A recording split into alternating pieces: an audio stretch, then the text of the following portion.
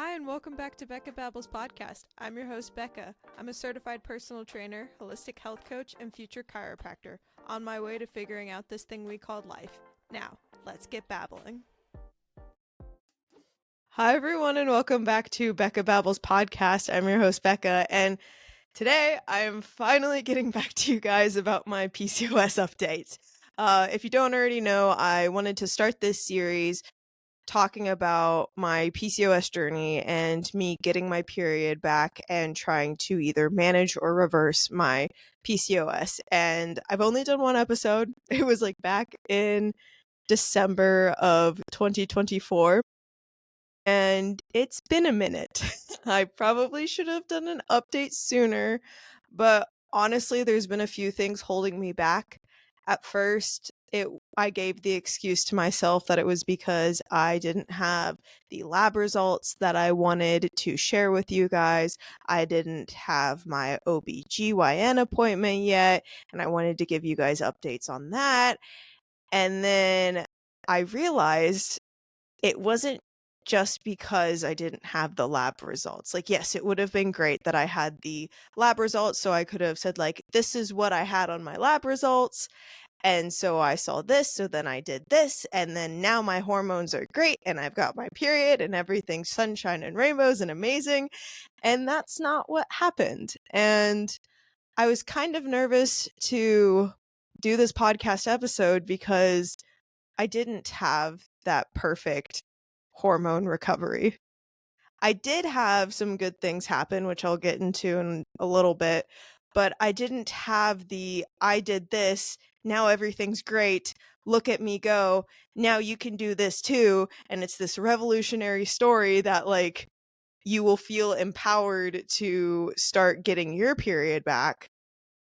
But then I realized the reason why I wanted to make this series was because I know there's so many videos out on YouTube, and there's other podcasters that talk about how, like, I reversed my PCOS, or my PCOS is so much better, or I got my period back, and blah blah blah blah blah. And you don't really get to see the in between.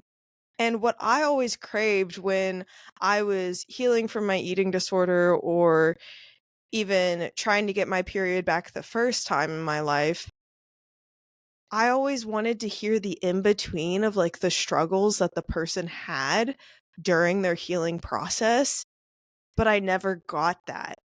And that's what I wanted to create for you as a listener listening to this, especially if you're struggling with, like, trying to get your period back, or trying to, like, manage or heal your PCOS, and trying to find insights into it. Because honestly, I feel like anytime you go to the doctor, you get, like, different information about PCOS and how to manage it, or you just get put on a pill. And then you're like, if you're like me, you go through all the different podcasts and trying to figure out how to heal your body, yet you're so overwhelmed and so confused and you don't know what to do.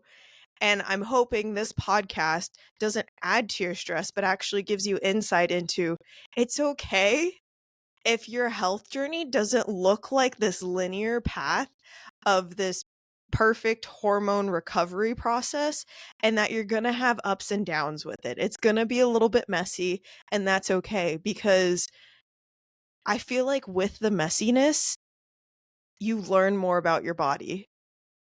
Yes, I didn't have the perfect recovery process that I was hoping to give you guys in this episode, but the more I get to focus on this healing journey, that's why it's called a journey, I get to be present and learn more about my body, and then just other people's bodies in general. Or, like, I want to work with females in the future. I want to work in women's health. And going through this process on my own is going to give me more insight into how someone else will be feeling. And even though it sucks right now that I am still struggling with my own hormonal health, I see this light at the end of the tunnel. But I would be lying if I told you that, like, everything's okay right now. So I wanted to share this episode because I wanted to give you a realistic version of what getting your period back, healing your hormones looks like. So it's not going to be this, I did this, now I'm better sort of podcast, but I'm going to tell you what I've been doing, what has happened, and what I'm doing to move forward. And hopefully that will help you gain perspective into your own health journey and almost feel heard, because I've realized talking about this with other people that sometimes it's not even about the food that you're eating or the making sure you hit all the different habits with like getting in enough sleep, getting in the workouts. It's like it's the mindset stuff. It's the constant worrying in your head of like, am I ever actually going to get my period back? Am I ever going to be able to manage my weight? Am I going to blow up into a balloon? Is all of this even worth it? Should I just go back to what I was doing before? And I'm telling you right now, keep going, because it's going to be worth it. So if you haven't already listened to my first episode, I highly recommend you go back and listen to that first episode, just because it'll give you a better insight into what I was like starting this process and my idea into going and like what I was going to do. I'll give you a little bit of insight of what I've been doing, but that will give you more of an idea of how I started this, and then come back and listen to this episode to see where I am now and how things have changed. So I had talked about in the first podcast that I was going to start doing what's called a reverse diet. And if you don't know what a reverse diet is, basically it's where you slowly increase your calories as you slowly add progressive overload in your workout. And the idea is that you are able to take your lower calorie intake and slowly bump it up to a higher calorie intake without excessive weight gain. And typically what you are looking for in your weightlifting workouts is that you are increasing in strength, whether that be through endurance or depth in like your squat or just strength in general, adding it on the bar. Those are all different ways that you can progressively overload while you're slowly increasing your calories. So typically people say you should add like 100 to 200 calories per week, but for me, I just wanted to go a little bit more slower, just for like mental reasons of I knew if I added 100 to 200 calories a week, for me, I would just be mentally overwhelmed and I would be nervous that I would be gaining too much weight, and if I saw the weight on the scale bump up really fast, then I would freak out, stop, and wouldn't keep going. So for me, I just added 50 calories a week, and even though that's not the quote like optimal whatever everyone else says to like do, I knew for me to be consistent, that was the right amount for me to do. And I would rather do that than do what everyone says is optimal and not be consistent with it, because consistency is really key with anything, whether that be you trying to do a reverse diet or just you trying to do any sort of habit in general. Even though it's smaller and it doesn't seem like it's worth anything, being consistent is better than not doing at all or being inconsistent with something. So I just did 50 calories a week.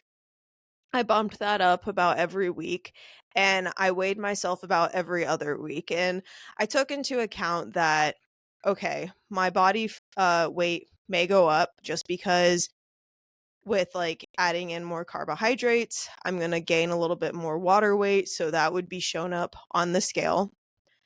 And at first I was like, okay with this. I was like, okay, I'm okay with like seeing the weight go up a couple pounds. But then I noticed eventually that like as it kept creeping up, even every like point pound, I would start getting nervous. And especially because the trend kept saying like it was going up. It was nothing huge. It was just, I probably added, by the time I stopped weighing myself, but like at that time when I was weighing myself, I had added about 5 pounds. Some of it was from muscle, but most of it was probably either from water weight or fat gain. And I realized that was really affecting my mindset. And again, I started second guessing myself of like, is this the right thing to do? Should I be doing this? Am I just going to blow up like a balloon? Am I just going to gain a ton of weight? And especially because I wasn't getting my period yet, I really started to freak out because I was nervous that it wasn't going to be worth it and this isn't going to work and like everything was just going to go downhill.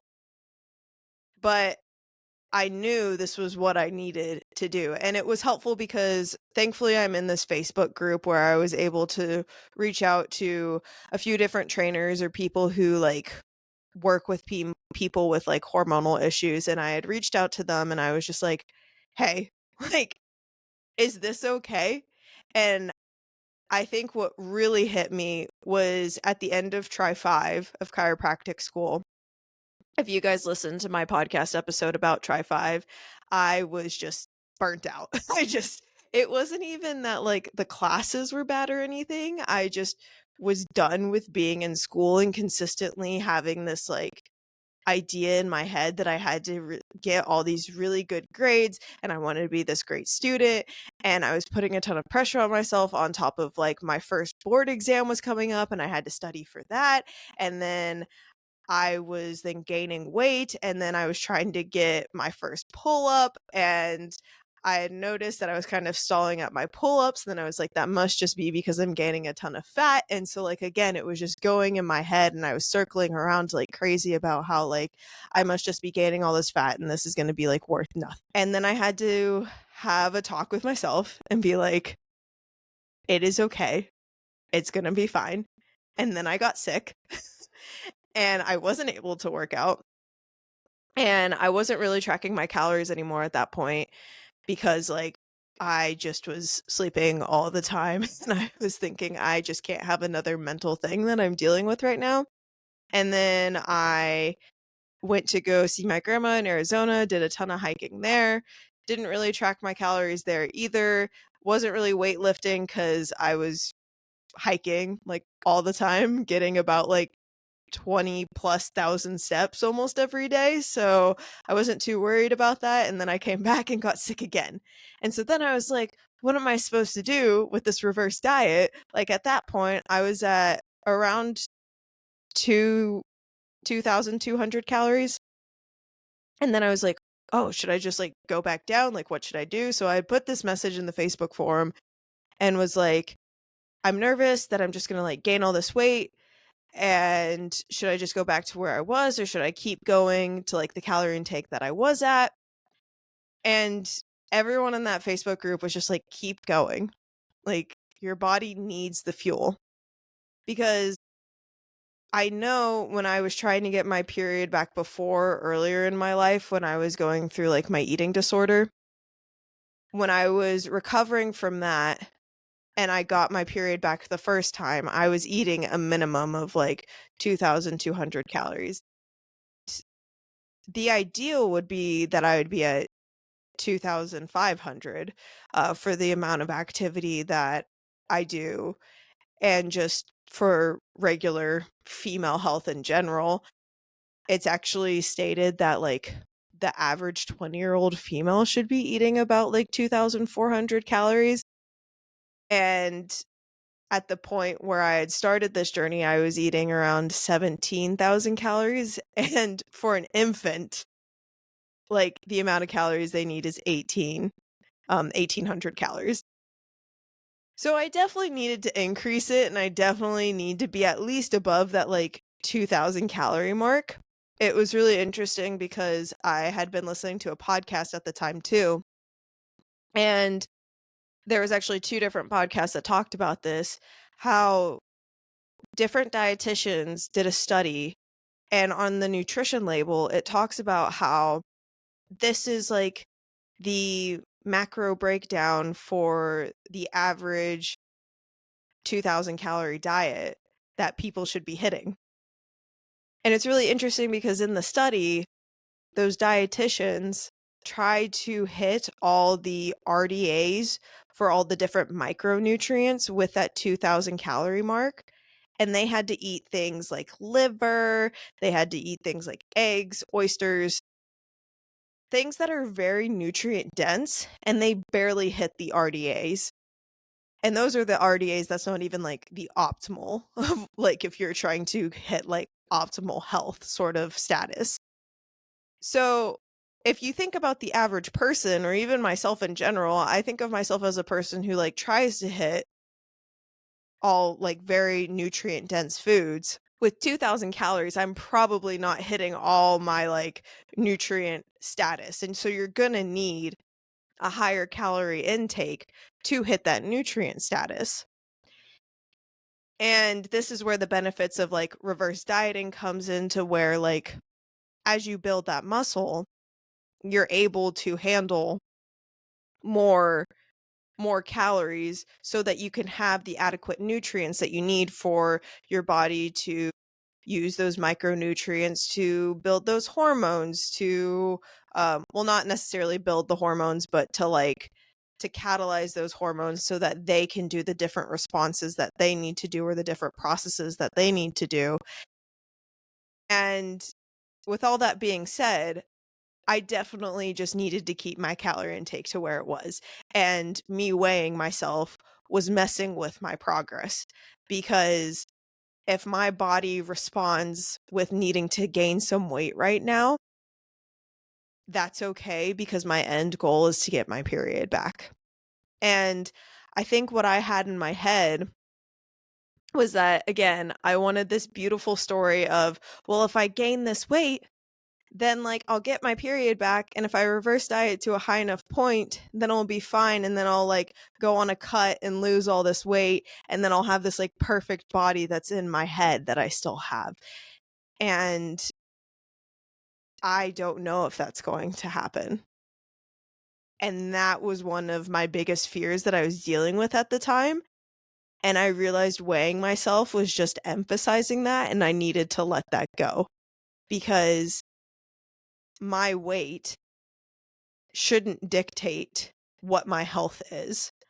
My true vital signs is my heart rate, my sleep, my blood pressure, me actually having a period are all vital signs that I should be looking at. And yes, weight plays a factor into that, but I'm not even like remotely near being like obese or anything. Granted, if you take me on like the BMI scale, then yes, I would be, but that's also because I have muscle mass and that will play into a factor. Anyways, that's a whole different rabbit hole I could go down. So I realized weighing myself wasn't helping me reach my end goal. So I had to give that up. And I've kept my calorie intake about like 200, 2,000, or sorry, 2,200 calories at this point, just because like mentally for me to increase that would be a lot for me. And with that, I've had to decrease my activity just a little bit because in Tri-6, I started developing some nerve symptoms, which kind of forced me to pause a little bit with my workouts, which is funny because I was talking with a friend and I was telling her, you know what's so interesting, and it's hard for me to give up, but it's so interesting that it seems like my hormonal health does better when I'm working out less. And now I have this nerve issue, and it's almost like my body was basically telling me, or you could even say God was telling me, like, okay, you have like PCOS right now, and you need to like chill out on the working out stuff. And I didn't listen. And now I have this like nerve problem I'm dealing with where I get like tinglingness in my fingers. And I was kind of listening to that. Well, first it started in my shoulder. I was kind of listening to it and then didn't and I kept going. Now it progressed down to my fingers and it's like, okay, are you going to listen to it now or what? And obviously I didn't and it got worse. And then funny enough, then like a week later I got sick and I felt like I just wanted to sleep all the time and do all the things or not do all the things, do none of the things. And this just goes back to that thought process of listen to your body because when you don't listen to its whispers, then it's gonna scream. And with that, again, it's helped me also become a better clinician in the future because now I'm diving into things like A World of Hurt by Annie O'Connor, where she talks about the just chronic pain and classifying pain in like different categories and stuff like that. And she had even talked about in like a section, I had just gotten the book and I started reading it. And the second page, I find this paragraph and it talks about like females and pain and how female pain can sometimes be different than like the way that males experience pain. And I knew that like females endure a lot of pain in pregnancy, but she went on talking about how females have more opioid receptors compared to males. And this may have to do with just the way that females go through different stages of life where like first they have to get like a period and they're in their like menstrual phase of their life, and then they go through like pregnancy and postpartum, and then they go through premenopause and then menopause and then postmenopause, so their like hormones are constantly like fluctuating and stuff like that. And then in addition to like needing to be able to like release a baby from their uterus, that causes a lot of pain. So they're going to need those opioid receptors to release the baby and not feel like they're dying in the entire process. So, with that, though, they had found that the same location in the brain where these opioid receptors are, or the same location where the estrogen and progesterone receptors like overlap with that. And I found this really interesting because she then starts talking about how women with like diffuse pain, just like, let's say, for instance, like how my pain started in my shoulder and then now it's like going down into my hand, but sometimes I'll still get in my shoulder and sometimes I'll get in my elbow. So it's like in different areas of my body. And if it's not resolving with musculoskeletal care, which is like what most chiropractors would be doing, then it might actually be a hormonal issue than it is just a pure musculoskeletal issue. And I was talking to one of my other friends about this, or just I had noticed that like my pain gets worse around where I'm about to get my period. And she had said, "Yeah, that happens to me too." And I found this so interesting because this just goes to show how much that the body is more connected than we realize, and we need to stop separating it into these different categories of like, oh, we're dealing with nutrition and hormones over here. Okay, now we're dealing with like musculoskeletal like injury pain over here. And you have to think about the body as a whole, and it's hard to do that as just one person. But again, this is just like challenging me to be a better chiropractor in the future because now I'm able to dive down rabbit holes of like thinking about the body as its bones and muscles and joints and musculoskeletal issues, but then I can also see with females how like hormones can play a role into how they're experiencing pain. So that's opened up a new perspective for me. And I've kind of highlighted that like I get pain close to my period. So some good news out of this is that I did eventually end up getting my period. I got it in January, and it's funny because it was like when I was on break from school and I was completely relaxing, I actually got my period back. Granted, it was like the lightest thing in the world, but I've slowly had a heavier period each time except for this like last one. So I just need to be more focused in making sure that I'm adequately fueling my body properly and like giving my body the rest that it needs. But I actually did end up getting my period back. So that was really exciting for me because, again, it goes to show that if you continue to stay consistent with reverse dieting slowly and increasing your calories and giving your body what it needs, it will actually do what it's supposed to do and finally give you a period. Now, I'm not saying that like my hormones are completely fixed and everything is fine. I still experience a lot of like symptoms like hirsutism. My periods are still extremely light. and I'll have some other symptoms along with that, especially now that I'm dealing with like physical nerve symptoms. But this is showing progress, which is encouraging. Now, as it goes for like lab testing, I did do that mineral test and I did get the results back, but I'm really bad at prioritizing my own health and myself. And a lot of the times I prioritize school and the podcast more than I do my actual health. So I haven't gone through the different modules and figured out specifically what minerals or foods that I need to be looking for or to be targeting. I don't remember exactly the lady's name of who I did this through, but she talks a lot about how targeting certain minerals and the ratio of minerals, so like calcium to sodium, the ratio between that, how that is extremely important for health in general, and then also for like balancing your hormones and your hormonal health. I'll make sure to link her in the description if you want to go and check her out. I'm hoping to get her on the podcast though, because she just has so much knowledge when it comes to minerals and hormones. So hopefully I can get her on the podcast to talk about it a little bit more than just myself. But I will eventually dive into all that course material that went with that mineral test. So then hopefully I can actually start applying it more. Maybe that would actually help me in this process.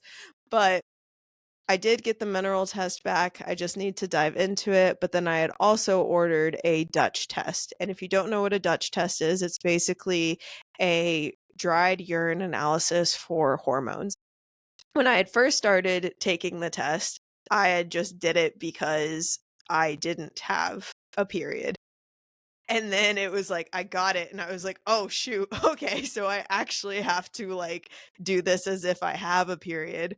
But it's not your typical like where you get your blood drawn and you only have to do it once. You have to do it for a certain amount of days. So typically you do it you like pee on this little stick or piece of paper for 28 days if you're like the typical menstrual cycle days. And then the last day is like the most awful day that you have to do this test for, because you're only allowed to drink 40 ounces of water. And if anyone knows me, I drink about like 3 of these, maybe a day or more. And if you didn't see the video portion of this podcast, I was lifting up like a 32-ounce water bottle. And I remember going to school that day and I had this like 12-ounce water bottle. And I looked at my friend and I was like, this is the amount of water I'm allowed to drink for the rest of today so that I have some water tonight that I can drink. And it was awful. And obviously, you don't want to do this every day. But then my dumb butt decided to go to the gym that day. And I was like, what are we doing? So, again, don't always do what I say because I still mess up. I'm still human. um, but I eventually did the Dutch test. I sent it off. I was waiting for the results. And then I had asked my doctor, I was like, hey, so when am I going to get those tests back? And they were like, it got lost in the mail. I was like, no. So they had to resend to the test. And now I'm just waiting for me to get another cycle so then I can start the test all over again. So hopefully by the time I record this episode again, I will have some test results for you guys that I can go over and kind of discuss with you on what that actually means. And then maybe we can dive a little bit deeper into what each hormone does and the importance of it. So that would be a cool, like, informative episode. But I also finally actually got to see my OB. Sadly, the session did not go as I was hoping it would go. I was quickly offered birth control, and I was told that because I hadn't had a bleed yet, that she was concerned that I had blood built up in my uterus, and she was concerned of me developing cancer.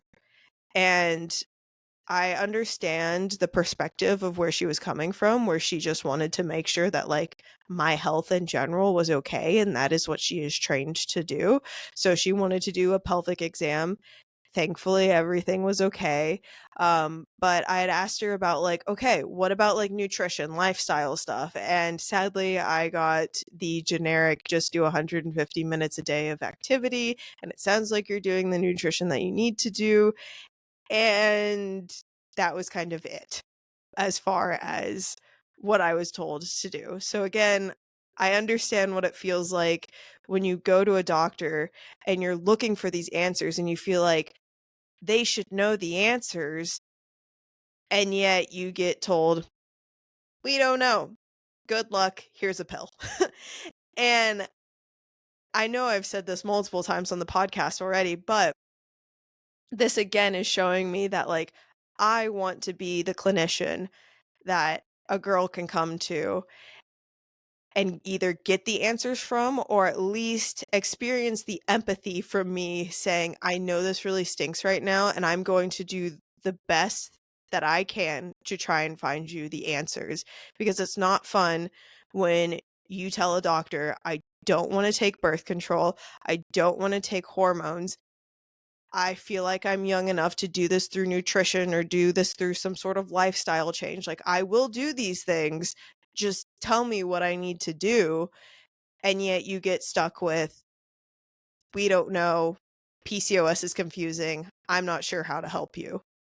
And I know I'm not going to be the perfect doctor and I won't know all the answers to everything, but at least I'm going to try. And this is like giving me that passion to help future females and future patients that I will see to hopefully have the answers for them or at least know where to direct them. I was prescribed bioidentical progesterone to induce a period, but because I started getting my period again, I haven't actually jumped on those yet or like started taking those yet. If it seems like I can't sustain a period, I might go into that. I'd like to do a little bit more research on bioidentical hormones, but sadly, all the research that I look up for bioidentical hormones is either for women in menopause or they like mix bioidentical hormones with with HRT, so hormone replacement therapy, and those aren't exactly the same thing. So maybe I can do a little bit more research on that, but right now I'm not looking into taking that, and especially now that I've gotten my period back and hopefully I can keep that consistent, I will not have to go on that. But during this time I've had to find other people who can help influence me and encourage me to just stay consistent on this healing journey. If you don't have someone that you can either go to talk about your struggles with, or at least listening to this podcast to kind of feel like you have some sort of connection with someone, I highly recommend just talking to someone because I know this isn't easy. Thankfully, I just had the podcast release with Dr. Sergio. Hopefully you listened to that. It was a really great episode, but I was able to talk to her a little bit about the struggles I was having with PCOS, and she was just a really good reminder and about how like chiropractic school is really hard on the body and really stressful. And even though I don't have this physical demand of or feeling of like exercise that I'm like doing all these things and like physical labor and stuff like that, but it's this like low level chronic stress that I'm having on a consistent basis that still does a lot for your body or on your body. And even though my body is in this constant low level stress, that doesn't mean I'm going to stop everything that I'm doing and just like throw up my hands and be like, okay, well, I'm not gonna get my period anyways, or my period's gonna suck anyways, so might as well, like, not go to the gym, might as well, like, not take care of my health and, like, not get good sleep. That's not what I'm saying. It's just because your life isn't perfect right now, doesn't mean you still can't do everything in your control right now to get your health to where it needs to be, because your life doesn't have to be 100% perfect to have good health. You could be doing 80% of the things and still have really good health. And there's this like weird feeling that I have inside of myself that I believe that like the healing will come, and that this may just be after chiropractic school where like I don't have to worry about board exams and I don't have to worry about taking tests and juggling all these different things in my life, that my hormones may actually balance out and be okay. But right now I'm going to do everything in my power to get my health to where it needs to be. And if that means that I need to work out less, then I just need to accept the fact that like I just can't go all out hard like some other people can, and that's okay. I also talked to my friend Landry. We'll have a podcast coming out a little bit later just about how you can manage your health while in chiropractic school or in grad school. And again, it was a really good reminder of chiropractic school is hard. Grad school is hard. And I just have to figure out a way of being okay with the fact that I can still be active, but maybe maxing out on lifts at the gym isn't the best thing for me and my body right now. But there was this one really cool podcast that I did listen to about PCOS that was really encouraging. It was with Dr. Gabrielle Lyon, and she was interviewing one of the top researchers on PCOS. Her name is Dr. Malay Key, I think is how you pronounce her name. I'll make sure to list the podcast in the description below. But basically, she was talking about how there's two different types of PCOS. There's a brain base and a metabolic base. And this is really interesting because when most people talk about PCOS, they talk about like the four different types of PCOS and how it all just relates back to insulin resistance. But she actually came with this different perspective that makes so much sense with what I'm struggling with right now. And her idea is that there is a metabolic based PCOS where you get that insulin resistance, and typically that changes with like lifestyle factors. And when people start to increase their protein and start lifting weights and building muscle mass and stuff like that, how that helps control their PCOS. But then there's also this brain based PCOS and how there might just be an imbalance of luteinizing hormone. And I have to go back and listen to the podcast again to get like the nitty-gritty of everything to fully understand what she was talking about. But it gave me this relief of being like, I'm not crazy. That if I have PCOS, I may have that brain-based PCOS.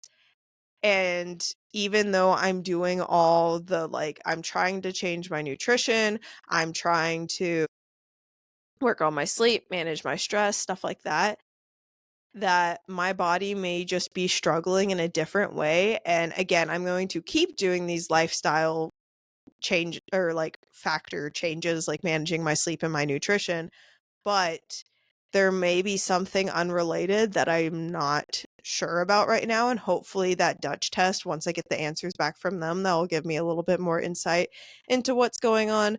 But there may be something more at play that I'm not realizing that actually is causing me to have these like irregular cycles, or just not having a period in general, or having a lighter period.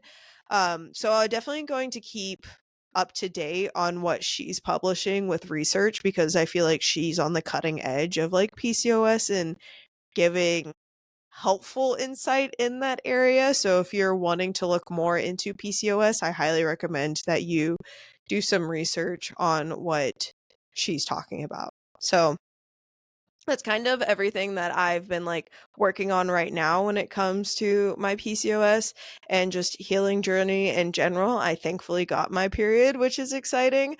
Um, but like I said, what I've noticed from this whole thing is that it's allowing me to just accept my body for who I am today and what I am right now. And that just because I look a certain way and I see myself on podcasts and I see myself and I'm like, I just sometimes I feel like I don't look like who I'm supposed to look like, which sounds crazy. Or maybe I feel more bloated one day because of my cycle. I am not what I look like. I am a kind person. I am someone who loves to learn. I'm someone who cares for people, and I love being sarcastic. That is who I am. That is Becca. It is not me being a certain weight. It is not me lifting a certain amount of weight. It is not some grade I get on a test. It is not me looking a certain way in a crop top. That is not me. I am so much more than just a photo that I am in or that I have taken.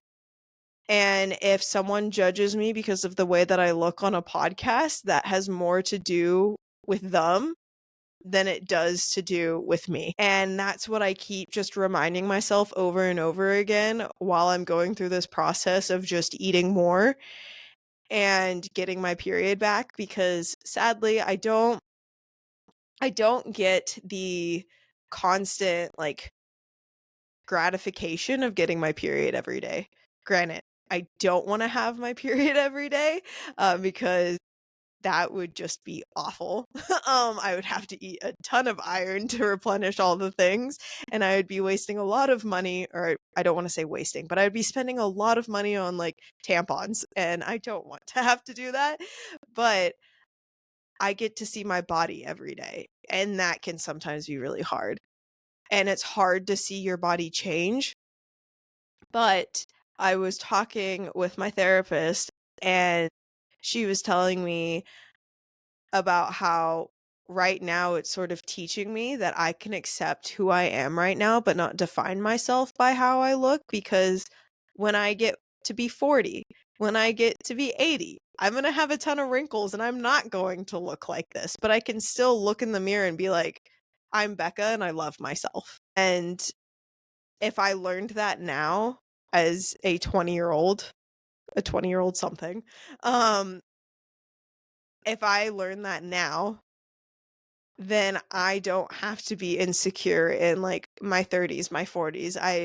I build that muscle right now of loving myself right now and accepting myself now than having to learn that later when my body starts to change and people want to like use all the cosmetic things to change their body in the way that their body looks and like get rid of all the wrinkles. And if you do those things, that's totally fine.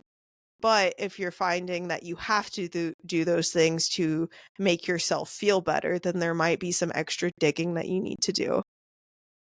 And then some other things that I had to learn during this process was just redefining my meaning of strength. I did a podcast interview with Leanne, one of my friends. She's a recent chiropractor graduate, and we talked about what her meaning of strength was. And again, especially with this like nerve issue that I'm dealing with, I had to realize that like strength is something more than something physical that I do. And I'm not weak because I can't do the lifts that I used to do. Not to say that I won't get back to where I was, but there's almost like this pause period in time for me, but that I'm stronger in other ways, just physically and mentally, but especially mentally as I'm like growing and changing and getting in uncomfortable situations with myself.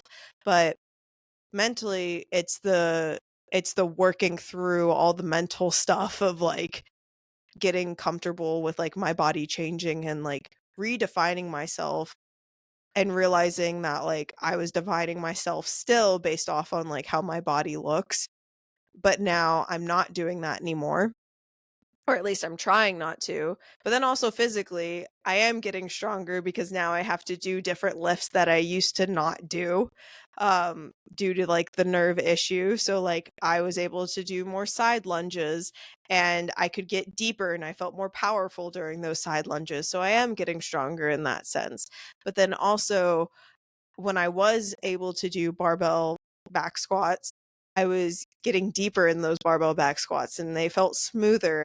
And I remember back then when I would do barbell lifting and it would be that like 12 to 15 rep range, and I could barely hit that like 12 to 15 rep range with just the bar, and I would hit like 90 degrees. Now I can get a little bit deeper and actually hit the 12 reps without feeling like I'm dying. So that's really exciting. And I have gained strength. And I think just in a world of we want to see the results fast and quickly, I was comparing my strength to like me a couple of months ago. But if I look back to where I started lifting weights, I've progressed so much more because I'm fueling myself more and resting better that I am actually physically stronger. And I love that. So if you're looking at your strength right now and you're frustrated because you're like, I'm so weak because I haven't progressed in the like last couple of months, it takes the body time to adapt. And that's something that I have to continue to remind myself, which probably means there's some of you out there that need to hear this, that like it takes some time for your body to adapt and change. And there was another book that I had read that has just helped me more and more with me trying to get more comfortable with eating more. And I did a research project for REDS, Relative Energy Deficit in Sports. And I started reading the book by Dr. Stacey Sims called The Next Level, or not Next Level, sorry, Roar. Next Level is her new book, but Roar, I think I actually have it. Yeah, it's over on my bookshelf over there. But it made me realize that I actually wasn't eating enough carbs for the amount of exercise that I was doing. And when I was tracking my food, I had realized I was eating about like 150 grams of carbs per day. And she recommends eating 200 grams of carbs daily for the amount of activity that I was doing. So I was lifting about 3 to 4 days a week, hitting about 8 to 10,000 steps a day. And she was she wasn't telling me, but she was saying in her book that I would need to eat about 200 grams of carbs per day. And I was like, "Wait, hold on. I'm barely hitting that."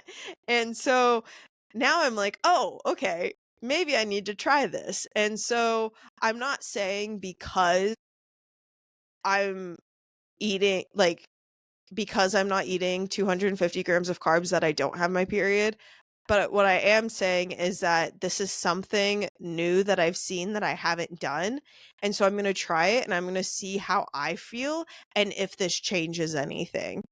And if it doesn't, then maybe I need to go higher fat and maybe reduce the carbs again. But right now, this is new information that I'm going to use and see how this affects my body. And honestly, I've been enjoying eating more sweet potatoes, and I'm able to eat more sweet potatoes because I can eat more carbs per day, which is pretty fun. So, right now, basically, what I'm doing is trying to prioritize eating between like 2,200 calories to 2,300 calories per day, going after whole foods, hitting my protein intake of about like 160 grams of protein a day. I'll do like 150 to 160 grams of protein a day. And then hitting my calorie intake and then focusing on hitting enough carbs per day. I also make sure that I get at least like 60 grams of fat per day just because I need that fat for hormonal health in general. Because how are you going to build the hormones if you don't have the fat to build them in the first place? And then when it comes to lifting, honestly, right now, I'm not really focused on the numbers just because of the nerve symptoms that I've been dealing with. And I kind of have to minimize the types of load that I'm putting on my body right now until this starts to like heal and I strengthen my body in other ways. But I find lifting that is fun for me. I've actually thought about working towards getting my pistol squat instead of getting working towards like my pull up, maybe instead just like working more on my lower body, because honestly right now it seems like every day is leg day for me, which is exciting, but like I do miss working out my upper body, I'm not gonna lie. So hopefully this won't last too long, but working on my pistol squat is something that I can work on and build progressive overload with. And then hopefully I can dive into those mineral tests and like break all that down and give you guys more information on what I've learned from that. And then I can also get my Dutch test done and get you guys results back to talk you through that. And I'll just play around with my diet and see what helps and see what doesn't.